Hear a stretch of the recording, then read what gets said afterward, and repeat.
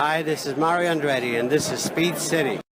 All right, let's talk Cadillac F1. We're going to talk about what Graham Loudon said because he spoke to Lawrence Barretto on YouTube, and they put the article up on F1.com. It was really good because they're on top of it. F1 is. They're staying very close to this story, and he talked about everything from both the drivers, of course, talked about that. He talked about the reserve position. In fact, he said, we haven't started looking, and we've made no offers to anyone for any reserve position with the team, which I thought that's Loudon, by the way. And he said, but that is now the position that we'll turn our attention to, and it helps complete the lineup. Yeah, but of course, Colton Herta, that they named him as a test driver. Mm-hmm. And of course, the idea that Colton is now he's announced he's leaving IndyCar and going to pursue Formula 2. Yeah. Assuming. I don't think he's officially announced that. Well, it's because he hasn't got a team yet. Yeah, right. But I wouldn't say it's a foregone conclusion, but I think close. it's a really smart idea. He only needs 8 super license points to be a Formula 1 Friday driver, if not a fully fledged Formula 1 driver.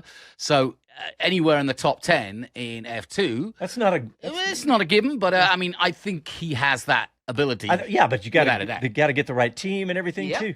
What do you think, Bob? I think it's a very brave move by Colton Herta. Certainly, he's done very well in IndyCar, but in recent years, his results have kind of flattened out a little bit. He used to be a threat for every pole and every race, and hasn't quite been that way recently. But apart from that, Mark Hughes, Formula One writer for Motorsport.com, recently brought up the point that he's got to understand that the guy who originally hired him, Michael Andretti, went to Formula One in 1993 with an IndyCar title in his pocket, and then completely declined to live the European lifestyle, to race like a full-time from his days as a kiddie in a cart to get to Formula One. Michael wanted to live in the United States, sleep in his own bed, fly over whenever he was needed. I asked him once about these drivers, young drivers particularly, who spend their time in the garage, who go there and do it the Senna way. You look into the eyes of the mechanics and you look what the engineers are thinking of for the future, and you give them your 2 cents and create that bond, both in terms of race car technology and personal relationships with the team. Michael didn't want to do that. When I asked why, he said, they have my phone number. Yeah, it was a mistake. Building. It was a mistake. So Colton Herta, Bob. So that was the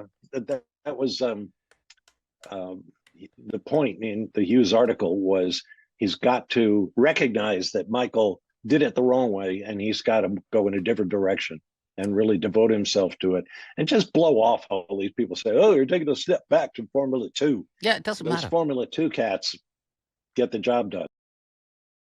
I dug into the archives. Ooh. And I found the interview that we did with Colton Herta. I'm sure you will remember it when I play it because he said something funny at the beginning. But we grabbed him in the booth at COTA in 2019. Gosh. He had just started with... I was still in shorts. Yeah, and he became the youngest winner ever in IndyCar. So here's Colton Herta in 2019. Still out here at Circuit of the Americas, and we have the winner of the race, Colton Herta. Congratulations. Amazing. Thank you. You have a really good voice for radio.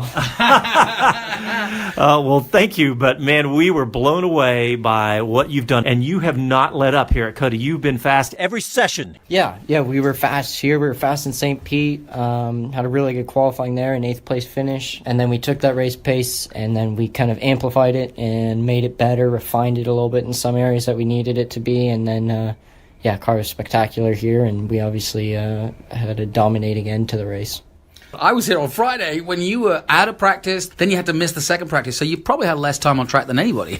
Yeah, I think I got like 7 or 8 laps after the first day, but it was good that they got the car back out. They got the car back out for the warm-up on day 1, so we got a little bit of track time. I think we got like 30 minutes of track time at the end there. But yeah, everybody did a good job. The boys did a good job getting it back together. Honda did a good job getting everything ready for that. And then, we were quick and kind of right back to where we were. We finished practice 1, P2, and then when we got the car back out there, we were P2 again, so we were right up there and knew we had the pace, got into the fast 6, and then, got a little bit lucky with the yellow. but I think we had a podium today, and then with the yellow, it kind of made us put us in a great position to win. The youngest winner of Indy. That's a special day for you. I saw you hug your dad, and it's always hard to step away from a famous name already. You've been playing against that all your life. But what about the team itself for Harding and for Steinbrenner? I mean, it's so big for them too. Yeah, I don't know what the best finish was beforehand. I think it was ninth, so that's a big jump for them. We finished 8th in St. Pete, so we beat it by 1 position, and then now with the win, it was incredible. You know, I would have been extremely happy just with a podium, but to get the win was surreal.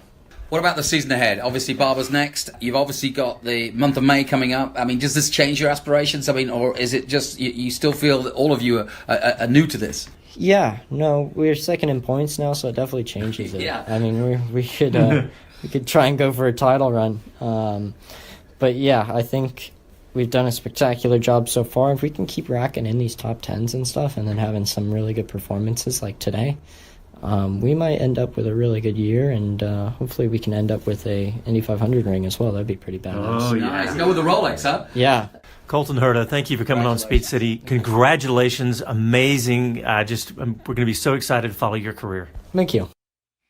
Pretty cool, huh? I Yeah. thought I'd leave a little bit of that in there. No, it's great.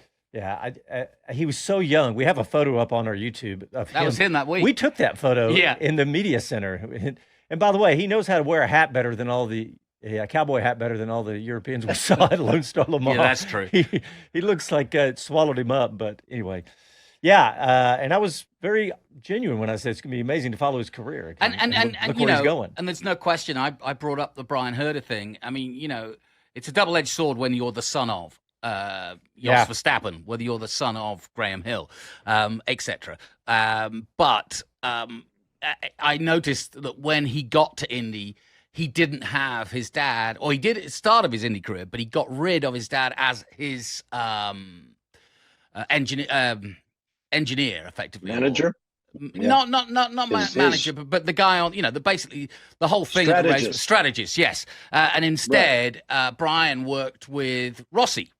And that's they won the Indy 500 together when Rossi's first year. So I just thought that was a smart move by Colton. He has a great relationship with his dad, but they're not in each other's pocket, and I think that is healthy for both of them. Yeah. All right. Well, let's get a break in real agree. quick. And when we come back, we got a couple more F1 stories for you. And we'll talk a little MotoGP. And then after that, in the next segment, we have a young guest, Nikita Johnson. You listen to Sunday Night with Speed City. Back after this.